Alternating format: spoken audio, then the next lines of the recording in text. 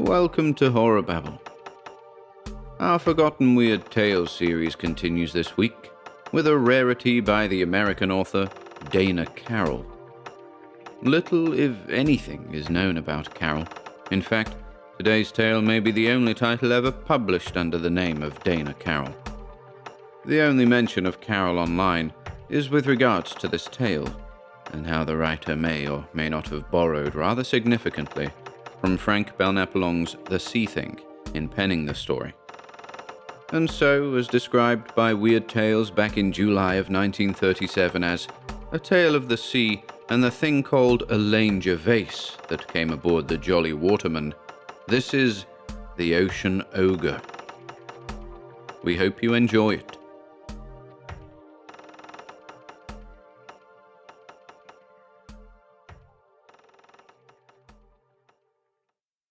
The Ocean Ogre by Dana Carroll. June 2nd. Our stiff canvas, faded and grey, hangs lifeless from the yard arms. We are stilled in one of the great calms. There is slowly rising water in the well, and our food is nearly gone. We heave on the greasy, heavy water, foul and green. The fog hides all from view. I confess that I am afraid. What an expressive word is despair. Luckily, a flying fish came scudding over the rails this morning. June 3rd. The fog has lifted a bit, but there is no relief in sight. The 7 of us worked all last night on the pipes until our backs ached and our hands were raw. The crew seems gruff and surly, but I haven't the heart to assert my authority at a time like this. They don't realize how near death they are. I write for record only, for who knows what may happen in the next few days. We're at present in the open sea, 1,000 miles from land. A fine situation for the skipper of the Jolly Waterman. 3 months ago I had a full crew and a lucky boat, but now scurvy isn't pleasant. No, sir, not pleasant at all. June 4th. Hope? I have given up even entertaining the word. By working desperately, we are able to keep the water in the well down, but our hardtack is nearly gone. We have pumped and sweated on empty stomachs for 12 hours. Lossier collapsed. He folded like the others, but thank God he died quietly. No reproachful blasphemies heaped on my head. Just a tired fading. Glad it was all over. June 5th. It was funny. Another flying fish came aboard today, and Herbie Tastrom made a dive for it. He looked like a maniac as he slid along the deck, filling his belly with splinters. He caught it between his 2 hands and bit into it, and finally disposed of it, bones and all. I was a bit put out. He could have divided it. I could shred a donkey's carcass in my present state, yet I write it was funny. June 6th. Our case is desperate. No 2 ways about it. Something has to happen, and soon. There isn't a breath of air stirring, and Hansen is below, unable to raise a limb. The 5 of us are able to keep the water down, but we are tired. Dog-tired. June 7th. We have one thing to be thankful for. The water hasn't risen much in the last 12 hours. Not that we would pump it out if it did. We are too tired to pump. We lie on the decks and curse and make faces at the sky. I lost my temper many times today, but I am suffering acutely. Why do I continue to write futilely in this logbook which no one will ever read? June 8th. We are saved. What glorious good luck. A boatload of provisions and a jolly companion to cheer us up. He says he is the sole survivor of the King William. You have probably heard of the King. A finer brig never put out from Marseille. A hurricane and a leak did for her. 6 or 7 pulled away in the longboat. But my friend, what else could you call your saviour, threw them overboard. They died first, of course. They died from fright or from drinking salt water. My friend didn't elaborate on details, but not liking the unsociable company of corpses, he naturally disposed of them. That's his story, and I accepted it at its face value. I'm not a man to go poking about and asking questions. It's enough that he brought us a boatload of provisions and his own buoying companionship. He has actually injected spirit. We were growing to loathe each other, we five. He calls himself Elaine Gervais. June 11th. Gervais, he insisted we call him that, has been with us now for 3 days. He has the run of the ship, and I have turned the mate's cabin over to him. The mate has no further need for a cabin. He spends his nights rolling on the ocean floor. Gervais is tall and emaciated. His face is oyster-colored, drawn and haggard. His eyes are set deeply in dark caverns and actually seem to consume you. There is something devastating about those eyes. Sometimes they seem 100 years old. His forehead is high and as yellow and dry as parchment, and his nose is shaped like a scimitar. With long, gangling arms and thick wrists, he presents an awesome picture. A very peculiar fellow, now that I get to know him better, but he is one of us. June 12th. Gervais has kept more to himself. He remained locked in his cabin all morning and answered my anxious questions curtly through the closed door. But I was too busy to investigate. There is a chill in the air that encourages hope for a wind in the near future. Some of the crew seemed too tired to work. They came across a bottle of rum in Lossier's locker, and by mixing it with salt water they concocted an elixir to alleviate their suffering. Who am I to assert my authority? But I hope for the first breeze, as it will surely bolster the ship's morale. At that time I plan to regain my old power of discipline. June 13th. A breeze is surely coming. It is eerily still all around us, except for a sharp report every now and then, as another deck plank snaps under the direct rays of a broiling sun. I am working frantically on a miserable substitute of a rudder. I am stripped to the waist, and the sweat rolls down into my eyes, almost blinding me. I've been over the side twice this afternoon for relief, but there is very little in the brackish water. June 14th. Gervais slept on the planks with the crew last night, and this morning he looks 10 years younger. His face is flushed and full, and the greenish hollows have disappeared from beneath his eyes. But Hansen isn't well.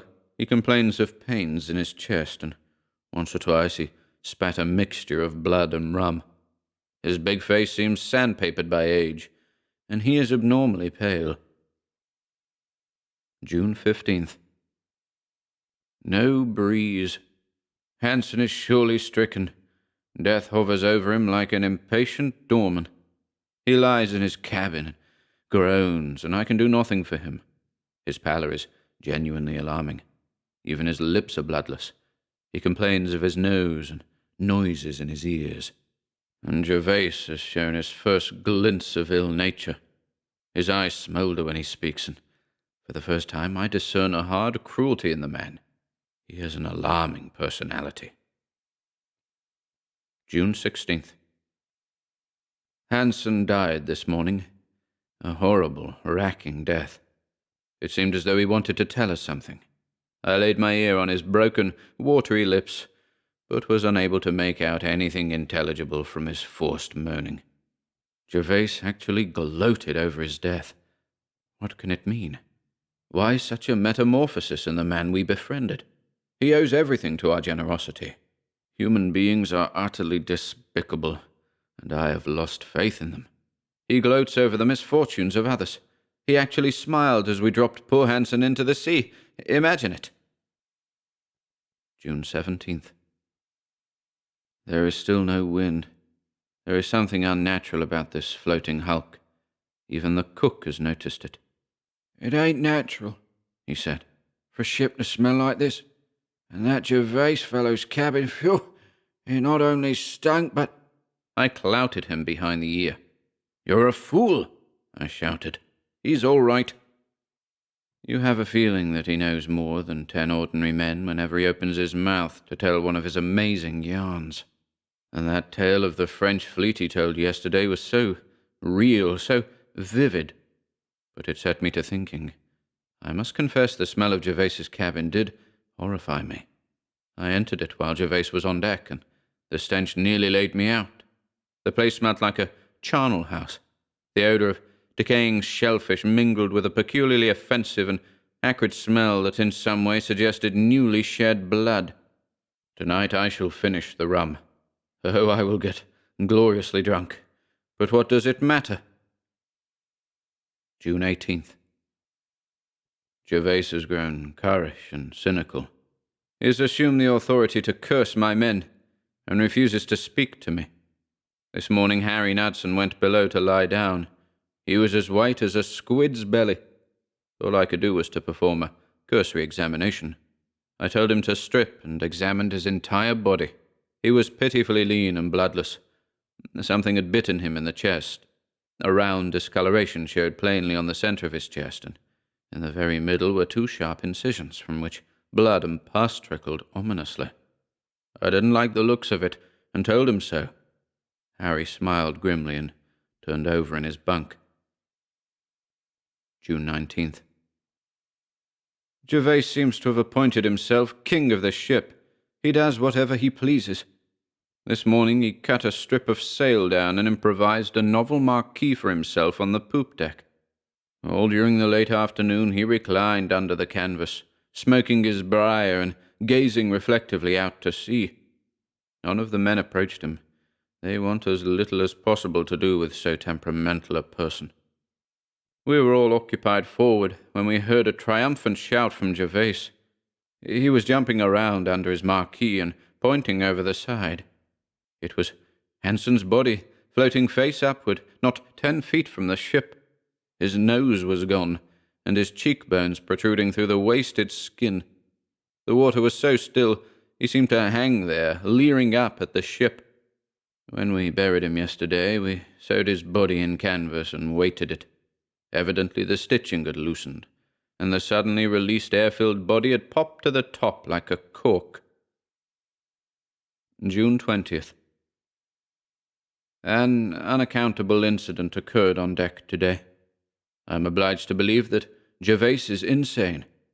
Roland Pearson was working on the braces, and his hand accidentally slipped. He cut himself badly. The blood gushed down his arm, and we all feared he had severed an artery. His under lip trembled, but he didn't complain or cry out. He simply walked with unsteady steps toward the forecastle. Gervais was on the poop deck in his throne room, as we have begun to call it. The sight of Pearson's uncertain steps somehow excited him. He made for Pearson. Pearson saw him coming and stopped, a little puzzled, a little hopeful.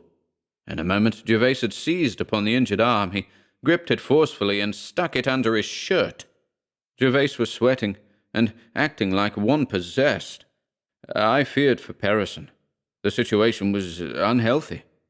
I stepped forward to interfere, but when I reached them, they were free of each other. Pearson held his arm and groaned. "There's no blood on it," he bellowed, "and it's as cold as ice." I could only stand and stare. Is Gervais mad, or has he mastered some monstrous system of healing? June 21st. Roland Pearson is dead. I disposed of the body this morning. It was white and rigid, and I noticed an extraordinary discoloration above the wound on his wrist. From the elbow down, his arm was a bright green. I cannot explain it. Blood poisoning, perhaps, but I will stand little more from Gervais. His presence has become odious to me. Something walked again tonight. It bent above my bed, and I heard it gulp. We have become so few. We are mentally drawn together for protection against an alien evil. We are not certain what it is, but we must do something. June 22nd. This morning, after a half-hearted gesture at making my rounds, I retired to the ship's library. It was fairly cool there, and I thought I could get away from myself for a bit, although there is no breaking from this ship and sea and sky. But now I wish I hadn't. I picked up an old water-stained parchment volume called The Islands of France, a ridiculous miscellany of witchcraft and spirits. I chuckled to myself as I indolently flicked the pages until my interest was finally arrested by the childish awe and belief in the following.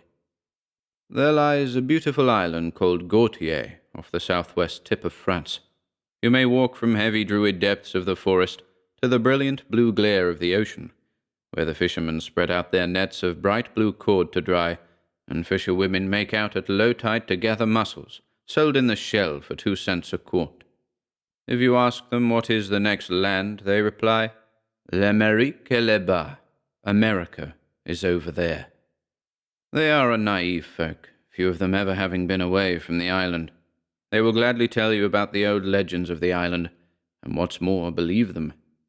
There was the unfortunate Suzanne, the young girl, cruel or unfaithful to her lover, who was changed into a big black dog or female wolf. Unless she repented, or a miracle restored her to her natural shape, she was doomed to lope, howling through the black naked woods, longing for death, until killed. Only a special bullet, properly blessed, could kill her, which made it difficult. There was also the beak-faced hunchbacks that lived in the sea. These deformed people made periodical raids on the good villagers. If they were displeased, they had the unpleasant habit of dragging corpses through the streets with loud cries. And it didn't take much to displease them, although no one could remember their ever having perpetrated bodily harm.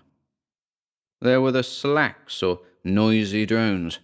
Spirits of those that had met a violent death, they wandered through the night, repeating the cries of agony with which they had died, often from age to age. The old fisherwomen even yet hear them howling on long winter nights.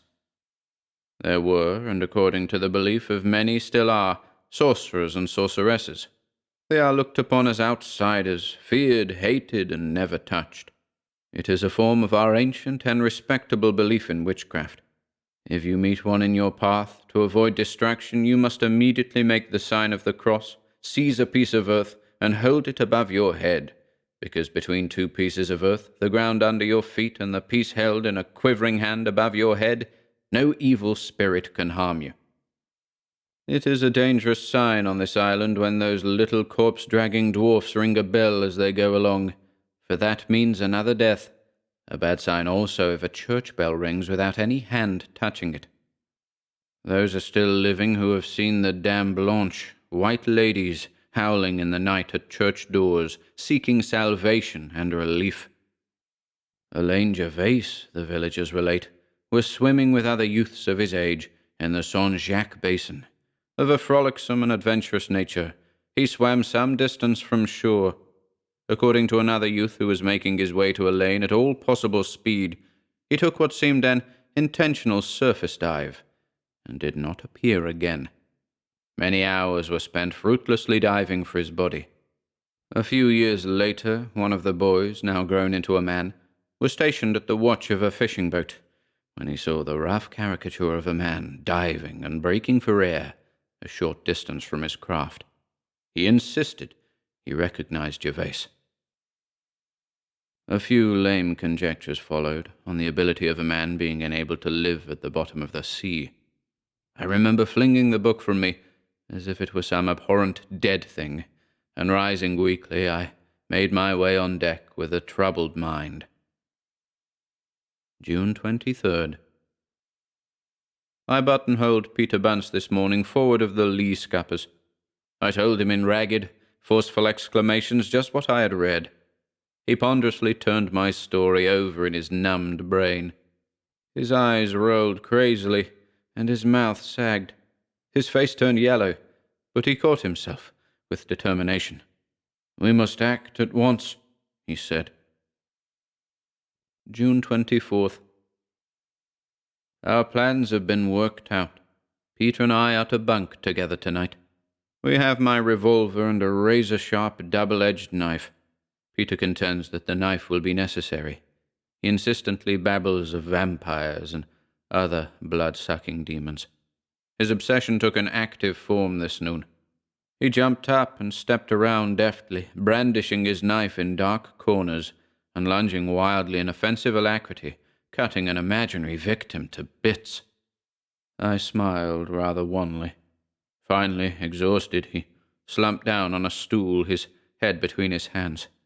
My smile faded as I contemplated his abject dejection. Frankly, we don't know what to expect.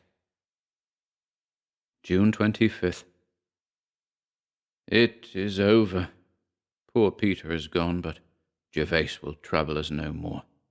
I am stunned, horrified, but I owe it to Peter to write it all out. I lay awake in my bunk, flat on my back, and the gnawed beams above me twitched like raw tendons. I had that tight, sick feeling of excitement twisting my stomach. We distinctly heard the door creak on its hinges. Something poised itself in the doorway. The door closed, and it slid snake-like into the room. We could hear the thing gulp. Peter gripped my arm. I made ready to strike a match. I stiffened until its soft, slimy approach became unbearable. Then I waited until it swayed at the foot of my bunk, until its green, glassy eyes were vaguely discernible in the almost total blackness. It was watching me, and I realized it could see in the dark. I clawed at the match, lit it, and with a frantically shaking hand carried it to the tallow wick, and then it sprang. But it didn't spring at me. It went higher and got Peter by the neck. I could hear him choke and gasp. In passing me, the thing had knocked the match from my hand, plunging the room once more into total darkness. I was paralyzed, unable to move or think. I sat on the edge of my bunk, deathly sick, and my heart seemed to come up in my throat. The small room careened drunkenly. I finally became conscious of two dark objects struggling on the floor. I heard a gulping and a low moaning, and then the still night was rent with Peter's forced screams of horror. "Oh, Lord, where are the rest?" He shrieked and shrieked, and between the screams he vomited a torrent of jumbled words. "Green eyes, ooze, mouth, wet." His last throttled shriek lashed at me like a whip. I finally managed another match and lit it. I kept my eyes averted and carried the match quickly to the candle wick. I knew that if I looked at the thing on the floor, I would drop the match. I waited until the sickly glow flared, and then I looked. Something was on top of Peter. It covered him and seemed about to absorb him. In its evil, distorted features, I recognized a caricature of Gervase, but the evil in the man had sprouted. It had turned him into a jellyish, fishy monstrosity. His middle was festooned with soft flesh. His legs and arms actually gave, but worst of all, the body of the creature was covered with greenish scales, and it had pulsating pink suckers on its chest. These were lustily at work on Peter. I thought of the revolver on my bunk, found it, and gripped the butt and leveled it. I aimed it at Peter and the thing on the floor. I fired at the two of them, for I honestly had no intention of sparing Peter. I knew that Peter would not want it, and the mute appeal in his eyes was unmistakable. Again, objects refused to retain their identity in my sight. I cracked mentally. I have a vague recollection of bringing two bodies on deck. I remember one was light, brittle, and hollow like an empty matchbox. The other, wet and strangely heavy, silvered its path with slime as I laboriously dragged it up the companionway. In the dim half-glow of the ship's watchlights, I bent over the bodies. Peter was done for. There was no doubt about it. My merciful shot at short range had found its mark, and one temple was singed with powder. I stooped and lifted him tenderly. Then, with a sob, I lowered him gently into the ocean. I stood for a moment looking over the side, thinking of the finality of it all, and watching the ever-widening ripples on the surface of the oily water. Finally, I turned to regard what was Gervase. With a mingling of loathing and interest, I unhooked a lantern and set it near his head. The sickly glow jumped and played on the cruel, twisted features. To my surprise, I perceived a slit deep in the folds of his neck, very much like the breathing organs of a fish. The gill was rigid and distended now, revealing a dark inner lining of red. The body exuded an oily scum, malodorous even in the clean salt air. I hunched closer over the body, and to my amazement a look of ineffable happiness and gratitude had suffused Gervaise's face. Was it the weird light, the softening touch of death, or final liberation? No one will ever know. But I do not think it requires an answer. I am ready to be finished with the entire matter, just as Gervais is finished. I later went down into Gervais's cabin and breathed deeply of the fresh, clean air that blew through it. June 26th. We are saved. There is a breeze this morning. The heavy canvas is bellying, and all hands are busy forward. The grey sky above us is sagging like a wet blanket filled with spring rains. Our casks are on deck waiting for the downpour. I thank God that we are safely headed toward France.